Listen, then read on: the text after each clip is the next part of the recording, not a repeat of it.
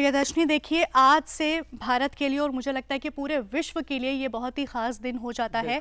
आज से लेकर 13 दिसंबर तक COP16 यानी कि कॉन्फ्रेंस ऑफ पार्टीज, जहां पर कि सदस्य देशों का एक सम्मेलन होता है जो पर्यावरण के लिए कैसे समाज को और पर्यावरण को और कैसे सुरक्षित कर सकते हैं और उस बारे में बातचीत होती है। बड़ा हो गया है क्योंकि इस बार सऊदी अरेबिया की जो कैपिटल है रियाद, वहां इसका आयोजन हो रहा है। COP16 एडिशन है और खास हमारे एक जो विशेष मेहमान हैं वो रियाद से हमारे साथ जुड़ रहे हैं और हमें लाइव बताएंगे कि वहां क्या गतिविधि चल रही है। तो आइए मिलकर स्वागत करते हैं डॉक्टर विवेक सक्सेना जी का, PCCF cum member secretary Haryana state biodiversity board. Sir, आपका बहुत बहुत स्वागत है। बहुत बहुत धन्यवाद। सबसे पहले कि आज जो कि एक महत्वपूर्ण दिवस भी है भारत के परिप्रेक्ष्य में, जैसे नेशनल पॉल्यूशन कंट्रोल डे, जो आज ही के दिन जो है हमारे यहाँ जो है भोपाल गैस ट्रेजेडी हुई थी जी। और ये संयोगी है कि आज ही के दिन एक वैश्विक इस मंथन के लिए जो एक बहुत बड़ा प्लेटफॉर्म है, conference of parties of UNCCD, United Nations convention to combat desertification, जो कि बहुत ही महत्वपूर्ण एक वैश्विक मंच पे जो है 197 राष्ट्र जो कि इस कॉप में जो है शामिल हो रहे हैं। और हमारे भारत की तरफ से और हरियाणा राज्य की तरफ से हम लोग भी जो है यहाँ पर पहुंचे हुए हैं और आज से ये वैश्विक मंथन जो है ये प्रारंभ होगा। तो ये बहुत ही महत्वपूर्ण दिवस है और इस पर आपने ये जो चर्चा आयोजित की है इसका बहुत ही महत्व है। जैसा कि आपने कहा कि ये जो कॉप है, जैसे हमारे 3 रियो कन्वेंशन है, एक जलवायु परिवर्तन से संबंधित जिसको कि क्लाइमेट चेंज का कॉप कहते हैं, वो भी अभी रिसेंटली बाकू में हुआ था। एक जैव विविधता यानी बायोडायवर्सिटी से संबंधित जो कॉप है वो आपका जो है अभी रिसेंटली कोलंबिया में हुआ था। और ये मरुस्थलीकरण से संबंधित है जो कि आपका जो है आज से सऊदी अरबिया के रियाद में प्रारंभ हो रहा है और ये 2 दिसंबर से 13 दिसंबर तक चलेगा। कौन से? और इसका जो इस बार का थीम है वो है आवर लैंड आवर फ्यूचर। क्योंकि अगर हम देखें तो हमारा सारा अस्तित्व, जो हम भूमि, जो कि पृथ्वी पर हम जिस प्रकार से हमारा जो अस्तित्व है, हमारा सारा निर्भरता जो है हम अपने लैंड रिसोर्सेज या पृथ्वी के जो हमारी लैंड को हम किस प्रकार से प्रयोग में लाते हैं उस पर निर्भर करती है। और कहीं ना कहीं हमने अपनी जी विवेक सर, तो आपने जो थीम बताई है आर लैंड आर फ्यूचर, इसके बारे में हम और भी जानेंगे और COP16 की और क्या विशेषताएं हैं इसके बारे में विस्तार से जानेंगे। हमारे साथ इस सेगमेंट में एक और गेस्ट जुड़े हैं, आइए उनका भी मिलकर स्वागत करते हैं। डॉक्टर अनिल दत्त व्यास जी, आप प्रोफेसर एनवायरमेंटल इंजीनियर हैं, मणिपाल यूनिवर्सिटी जयपुर से। सर स्वागत है डीडी मॉर्निंग शो में। बहुत बहुत धन्यवाद, बहुत अच्छा लगा और आज बहुत इम्पोर्टेंट डे भी है। जैसे विवेक सक्सेना जी और आप लोगों ने बताया कि आज UNCCD का सेशन चालू हो रहा है 2 से 13 दिसंबर के बीच में। और इस दौरान आप जैसे आपने अभी बताया था कि आज नेशनल पॉल्यूशन कंट्रोल डे भी है। तो आज से 40 साल पहले जो भोपाल गैस ट्रेजेडी हुई थी इसमें हजारों लोग मारे गए थे, तो उसको याद करते हुए उसके खिलाफ एक अवेयरनेस रेज करने के लिए हमने ये आज का ये जो आपने प्रोग्राम रखा है ये बिल्कुल उसको मैच करते हुए है। तो मैं आप सबका बहुत शुक्रगुजार हूँ कि आपने मुझे आमंत्रण किया। और आज की तारीख में आप देखिए कि सिचुएशन बहुत डिटोरेट हो रहा है। दिल्ली में अगर आप जैसे लोग बैठे हैं तो एयर पोल्यूशन का इशू बहुत ज्यादा बढ़ता जा रहा है। अनिल सर, एक सवाल पूछना चाहूंगी। आपने जैसे एयर पोल्यूशन की बात की है, जहां पर पोल्यूशन की हम बात करते हैं तो आज भी महज बहुत सारे आम लोगों के जहन में ये बात आती है कि पोल्यूशन का मतलब सिर्फ एयर पोल्यूशन है। तो इस बात को थोड़ा सा क्लियर करते हुए हम लोग चलेंगे कि पोल्यूशन में क्या नॉइस पोल्यूशन, वाटर पोल्यूशन, इन तमाम पोल्यूशन को भी हम पोल्यूशन ही कहेंगे? आप बिल्कुल सही कह रही हैं। एयर पॉल्यूशन का मतलब सिर्फ एयर पॉल्यूशन ही नहीं है, एयर पॉल्यूशन भी है, नॉइज पॉल्यूशन भी है, वाटर पॉल्यूशन भी है।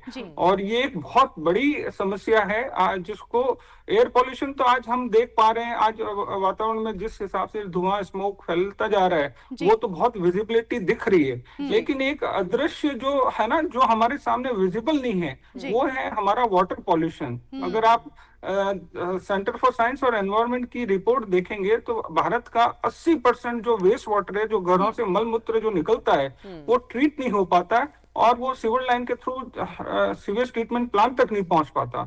ये एक बहुत बड़ा अमाउंट है, बहुत बड़ी क्वांटिटी है, और इसको डील करना अपने आप में एक बहुत बड़ा चैलेंज है। आज अगर कोई सिटी के लिए अगर हमको सिविल लाइन डालनी है तो हजारों करोड़ रुपए चाहिए और पूरा सिस्टम को डिसमेंटल करना पड़ेगा। तो ये एक बहुत बड़ी समस्या, और वो जो वेस्ट वाटर है वो नित्य कर्म के रोज हमारे सिस्टम के हिसाब से उत्सर्जित होता है। इसको हटाने के लिए बहुत प्रयोग करना पड़ेगा, बहुत प्रयास करने पड़ेंगे। गवर्नमेंट ऑफ इंडिया ने जैसे सर, जैसा आपने कहा कि बहुत प्रयास करने पड़ेंगे, सर आपसे मैं स्पेसिफिकली ये जानना चाहती हूँ, जैसे आपने अभी बताया कि भारत सरकार भी इस मामले को काफी गंभीरता से ले रही है, काफी कैंपेन्स भी चलाए जाते हैं। कुछ कैंपेन्स के बारे में अगर आप हमें बता पाएं कि भारत सरकार की तरफ से क्या पहल है पोल्यूशन से डील करने के लिए। बहुत अच्छी बात बताई आपने। देखिए 2014 में जब हमारे प्रधानमंत्री मोदी जी ने सत्ता संभाली थी तो उनका एक ही मिशन था कि भारत को प्रदूषण से मुक्त कराएं। उस समय उन्होंने 2019 में ओपन डेफिकेशन फ्री इंडिया का एक मिशन लॉन्च किया था। उन्होंने कहा था कि पूरे भारत ओपन डेफिकेशन फ्री हो जाए, क्योंकि जो वेस्ट वाटर है वो जमीन में जाके ग्राउंड वाटर में जाके उसको प्रदूषित करता है। तो गवर्नमेंट ऑफ इंडिया का जो ये मिशन था बहुत सक्सेसफुल रहा, लेकिन उसके कारण आज भी आप देखिए इन्फेंट और चाइल्ड मोर्टेलिटी रेट्स कई शहरों में, कई गांवों में कम हो चुकी है। इसका एक एविडेंस बेस्ड प्रूफ भी है। तो ये गवर्नमेंट ऑफ इंडिया का बहुत बड़ा प्रयोग था और बहुत अच्छी तरह किया गया था। दूसरी तरफ लैंड डिग्रेडेशन में भी गवर्नमेंट ऑफ इंडिया ने बहुत बड़े प्रयोग किए हैं और हम ऑलरेडी उस ट्रैक पे हैं। मैं उस पे कहना चाहता हूँ। अनिल सर, ऐसी ही बहुत सारी पहल जो है हमारे देश में और पूरे विश्व में की जा रही हैं। विवेक जी, मैं आपसे जानना चाहूंगी, COP 16 आप साक्षात वहाँ कहे विराजमान हैं, तो बताइए कि वहाँ का इस बार का COP 16 2024 का क्या उद्देश्य है, किन मेन पॉइंट्स के ऊपर फोकस किया जा रहा है इस बार?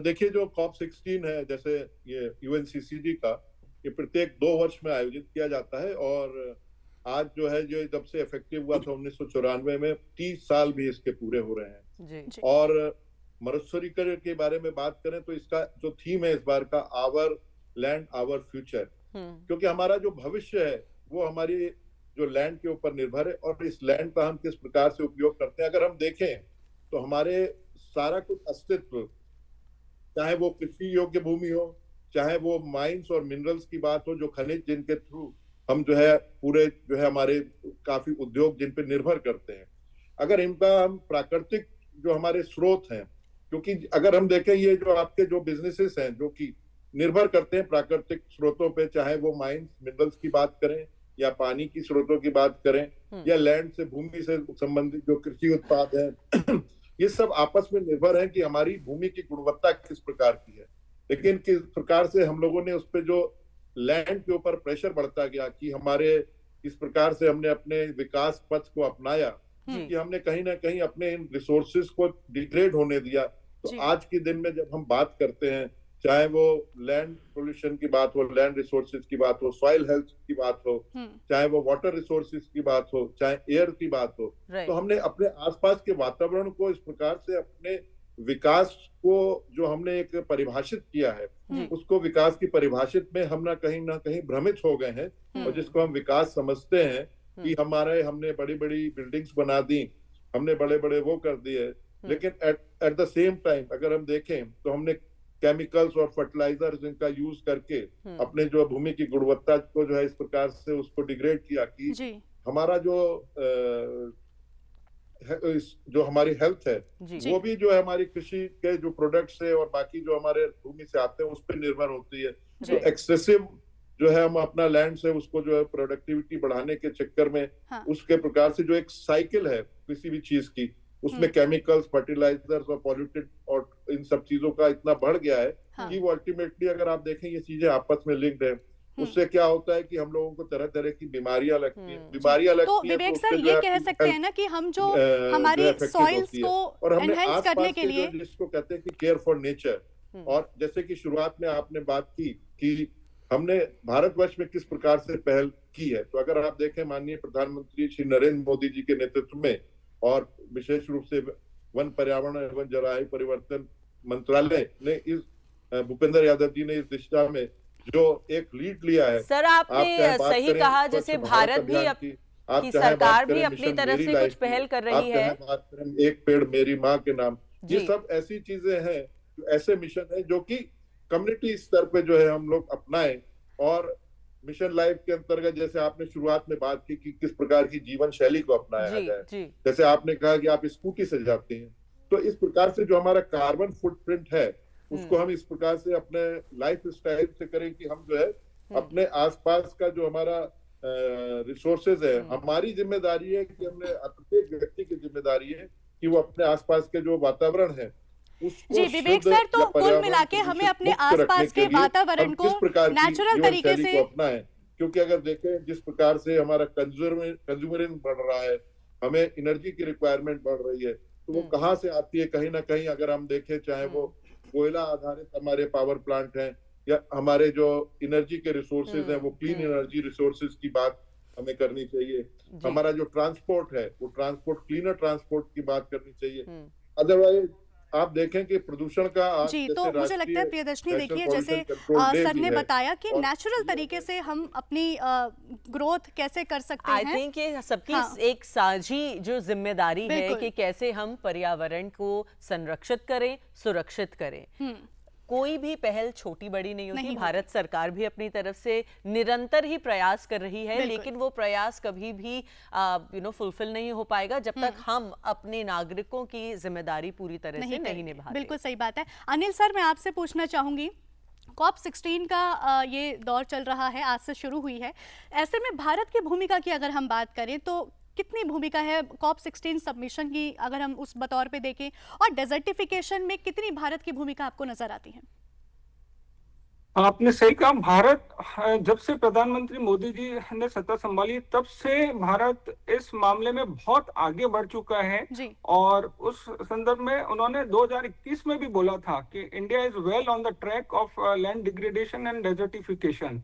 और ये एक बहुत बड़ा मिशन था जो गवर्नमेंट ऑफ इंडिया ने बड़े सुनियोजित तरीके से इसको प्लान किया था। और आज विश्व में जैसे 196 देशों का जो ये समूह है यूएनसीसीडी का, उसमें India is one of the country which is well on the track.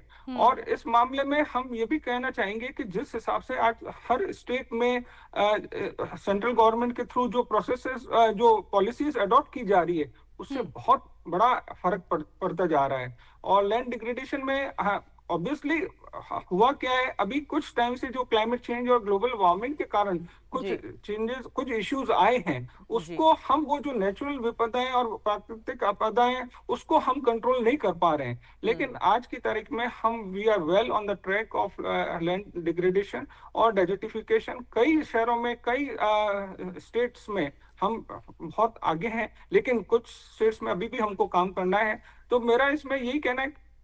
Hello doctor तो व्यास, आपसे हाँ, आपने जैसा अभी समझाया हम लोगों को, तो ये तो एक ग्लोबल तौर पे हम समझने की कोशिश कर रहे थे, लेकिन अगर हम खास तौर पर से राजधानी की बात करें, इस खास तौर पे से साल के इन महीनों में पोल्यूशन का जो स्तर है वो बहुत बढ़ जाता है और ये नदियों में भी फैलता है, ये लैंड में भी फैलता है। इसके क्या कारण है, ये जाते जाते आप हमें जरूर बताएं। हाँ, देखिए, नदियों का जो प्रदूषण फैल रहा है वो एक बहुत बड़ी समस्या है। क्योंकि देखिए, मैं बहुत स्पष्ट बताना चाहता हूँ, स्वाधीनता, जब हमको स्वतंत्रता मिली थी 1947 में, 75 साल तक तो हमारा वेस्ट वाटर और वाटर सिस्टम इंटीग्रेट ही नहीं हुआ था। तो जब तक नई गवर्नमेंट ने जब सत्ता संभाली तब तक सिस्टम बहुत खराब हो चुका था। आज उस सिस्टम को हम सुधार नहीं सकते, बहुत मुश्किल लगता है। लेकिन जिस हिसाब से इंडस्ट्रियल पॉल्यूशन, वेस्ट वाटर, जो आज मैंने बताया कि 80% जब वेस्ट वाटर ट्रीट नहीं हो पा रहा है तो वो कहाँ जाएगा? ये नित्य कर्म है, ये रोज का वेस्ट वाटर डिस्चार्ज हो रहा है। और अगर हम इसको ट्रीट नहीं करेंगे तो ये कहाँ जाएगा? ये नदियों में जाएगा, ये ग्राउंड वाटर को ग्राउंड वाटर में कंटामिनेशन करेगा। और जब नदियों में जाएगा तो वो पानी पीने के योग्य नहीं होगा, क्योंकि उसमें इतना बैक्टीरियल कंटामिनेशन और दूसरे तरह का कंटामिनेशन होगा कि वो बेसिकली सर ये सब कुछ इंटरकनेक्टेड है, एक से तार दूसरी तरफ जुड़ता है। पूरे इकोसिस्टम को एक क्लीन करने की, साफ करने की जरूरत है। यहीं जाएंगे एक बार डॉक्टर सक्सेना हमारे साथ जो रियाद से जुड़े हैं, वो आज कॉप 16 में एक सेशन मॉडरेट कर रहे हैं। सर, आप उस सेशन के बारे में संक्षेप रूप से हमें कुछ बताएं।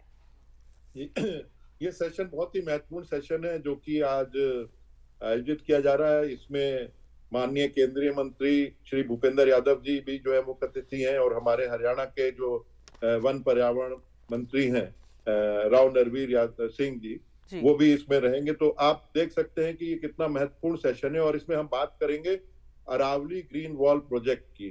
जिस प्रकार से अगर हम देखें, जो अरावली विश्व की सबसे पुराने फोल्ड माउंटेन चेन है, और जो कि गुजरात से प्रारंभ होकर और राष्ट्रीय राजधानी दिल्ली तक जो है उनका करीब 800 किलोमीटर में ये माउंटेन्स है।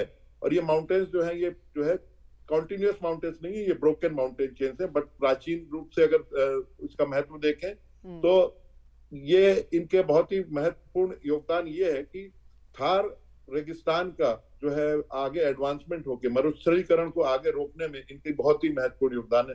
लेकिन साथ ही साथ ये चुनौतियां हैं कि किस प्रकार से जो है आपके इन अरावली पर्वत श्रृंखला का जो है जिस प्रकार से दोहन होकर डिग्रेडेशन हुआ है आपके दिल्ली के आसपास और इन राज्यों में विकास जो हुआ है, उसकी वजह से अरावली पर्वत श्रृंखला का कहीं ना कहीं जो महत्वपूर्ण उससे जो हमें इकोलॉजिकल सर्विसेज मिलती हैं उस पे जो है वो काफी जो है उसमें कम होती जा रही है। जिसके कारण एक चाहे वो पानी के स्रोतों की बात हो, ग्राउंड वाटर रिचार्ज की बात हो, राष्ट्रीय राजधानी और इसमें धूल भरी आंधियों के बढ़ने की बात हो, तो वो सबका इंटीग्रेटेड क्या सॉल्यूशन हो सकता है। तो कुल मिला के प्रियदर्शनी, देखिए मुझे लगता है कि समूचे भारत की, समूचे विश्व की बहुत अच्छी पहल है विश्व पटल पर। ये बहुत ही अच्छी पहल है जो हमारे पूरे पर्यावरण को संरक्षित करने के लिए कदम उठाए जा रहे हैं। डॉक्टर विवेक, डॉक्टर अनिल जी, आप कार्यक्रम में जुड़े और इतनी अच्छी महत्वपूर्ण जानकारी आपने हमसे साझा की है, उसका बहुत बहुत शुक्रिया। धन्यवाद। Thank you. बहुत बहुत धन्यवाद आप सभी को।